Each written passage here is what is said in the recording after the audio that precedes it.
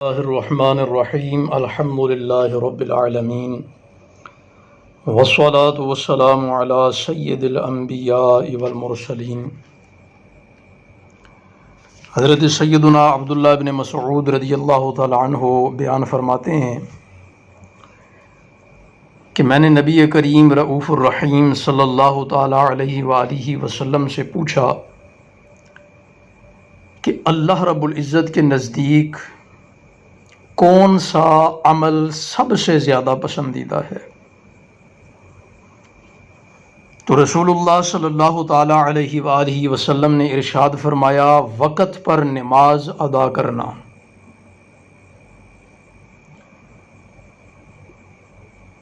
تو حضرت عبداللہ بن مسعود رضی اللہ تعالیٰ عنہ نے پوچھا کہ پھر اس کے بعد کون سا عمل؟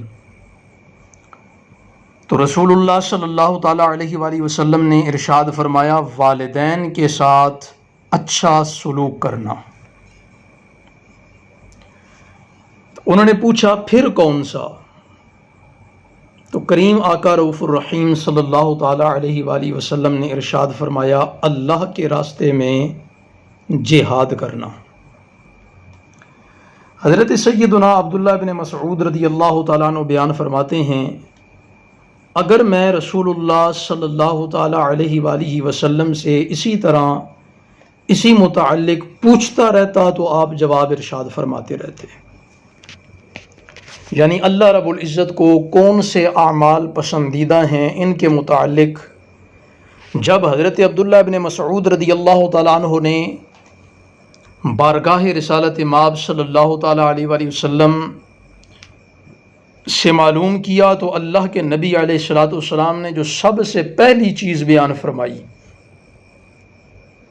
وہ ہے وقت پر نماز ادا کرنا۔ دوسری چیز جس کے متعلق اللہ کے نبی علیہ الصلوۃ والسلام نے ارشاد فرمایا کہ یہ عمل اللہ کو بڑا پسند ہے، وہ ہے والدین کے ساتھ حسن سلوک کرنا۔ اور تیسرا عمل جس کے متعلق حضور نبی رحمت علیہ الصلوۃ والسلام نے بتلایا کہ یہ عمل اللہ کو پسند ہے، وہ ہے اللہ کے راستے میں جہاد کرنا۔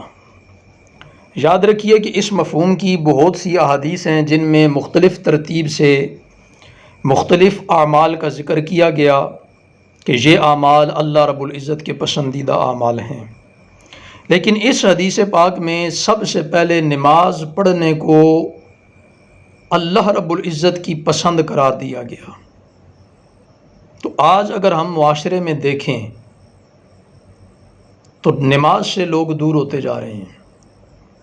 اللہ رب العزت ہمیں ان اعمال کو اپنانے کی توفیق عطا فرمائے جو اللہ کو پسند ہیں۔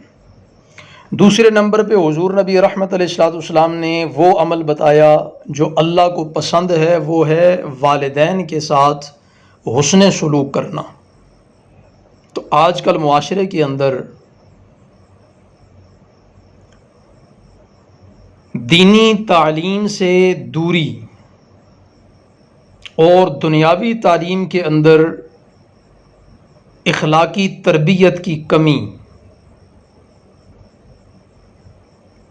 لوگوں کو اس عمل سے دور کر رہی ہے، نوجوان بچوں کو، اولاد کو اس عمل سے دور کر رہی ہے کہ اولاد نے والدین کے ساتھ حسن سلوک کرنا چھوڑ دیا ہے، ادب سے احترام سے پیش آنا چھوڑ دیا ہے، جبکہ اسلام کی تعلیمات یہ ہیں کہ اگر والدین کافر یا مشرک ہوں تب بھی ان کا ادب اور احترام کرنا ہے۔ لیکن آج مسلم معاشروں کے اندر، مسلم ممالک کے اندر بھی اولڈ ہاؤس بن چکے ہیں جہاں بڑے بڑے امیر کبیر لوگوں کے بچوں کے والدین بے رحمی کی اور یتیمی کی زندگی گزار رہے ہیں۔ وہاں اللہ رب العزت سمجھنے کی توفیق عطا فرمائے۔ اور اس حدیث پاک میں جس تیسرے عمل کا ذکر کیا گیا کہ یہ اللہ کو بڑا پسند ہے، من حیث الامت، پوری کی پوری امت جو ہے وہ اس سے دور ہو چکی ہے، معاذ اللہ، استغفر اللہ۔ ہمیں اسی بات پر پکڑ نہ ہو جائے کہ تم جہاد کیوں نہیں کر رہے تھے، جب کفر جو ہے وہ اسلام کے ساتھ کھلواڑ کر رہا تھا، مسلمانوں کی جانوں کے ساتھ کھیل رہا تھا، مسلمانوں کے خون کی ہولیاں کھیل رہا تھا، اس وقت مسلم حکمران، مسلم امت باقی کہاں تھی؟ کہیں اس بات پر ہی سب کی پکڑ نہ ہو جائے۔ اللہ رب العزت سمجھنے کی توفیق عطا فرمائے۔ حکمرانوں کو سوچنا چاہیے اس بارے میں، کیونکہ جہاد جو ہے یہ حکمرانوں کا کام ہے، افواج کا کام ہے، اور تمام اسلامی ممالک جو افواج رکھتے ہیں وہ ہوش کے ناخن لیں، ورنہ بربادی جو ہے وہ بڑھتی چلی جائے گی۔ ابھی بھی مسلمان جو ہے وہ بربادی کا ہی شکار ہیں، اور جو کوئی ہیں مسلمان افواج رکھنے والے ممالک، وہ کفر، یہود و نصارہ کی ہی تلوے چاٹتے ہوئے نظر آ رہے ہیں۔ اللہ رب العزت سمجھنے کی توفیق عطا فرمائے اور ان پسندیدہ اعمال کو اپنانے کی توفیق عطا فرمائے جو اللہ کو بڑے پسند ہیں، اور رسول اللہ صلی اللہ تعالیٰ علیہ وآلہ وسلم نے ان کے بارے میں ارشاد فرمایا۔ تو اب جہاد یہ تو چونکہ افواج کی ذمہ داری ہے، ہم صرف اس پر بات کر سکتے ہیں، لیکن باقی دو عمل جو جہاد سے بھی پہلے ہیں، نماز پڑھنا، ہم وہ تو کر سکتے ہیں۔ اللہ رب العزت ہمیں اس کی توفیق عطا فرمائے۔ والدین کے ساتھ حسن سلوک کرنا، ہم یہ تو کر سکتے ہیں۔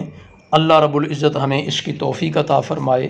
وآخر دعوانا الحمد للہ رب العالمین۔